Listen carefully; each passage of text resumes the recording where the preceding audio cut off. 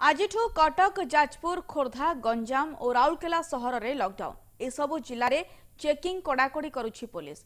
जो माने नियम उल्लंघन करुछंती सेमानंकठारु जरिमाना आदाय करा जाउछि। जुलाई 31 जाए एभली कड़ाकड़ी चेकिंग जारी रहिबो बोली जणा पड़िछि। एथरर लॉकडाउन को कड़ाकड़ी करिसंती राज्य सरकार। अत्यावश्यक सेवा को छाड़देले एही 4 जिला और राउरकेला रे सबकिछि बंद रहिछि।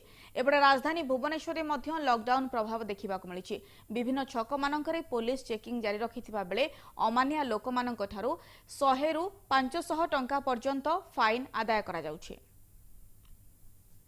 राज्य सरकार जो नियम करचंती कमिंग 14 दिन संपूर्ण लॉकडाउन रहिबो ताको कड़ाकड़ी भाव पालन करा होछि। एई जिंस को आमे सोशल डिस्टेंसिंग मेंटेन कले ही आमे आकु प्रतिहत करि परिबा। प्राय समस्त अवेयर हेई गलेनी, रास्ता ऊपर को बाहरु नांती, किंतु जो माने किछि बहाना करि बाहरचंती हमर प्राय 45 जगह चेकिंग चलची एवं सेमानक ऊपर कड़ा कार्यानुष्ठान ग्रहण करा जाउछि।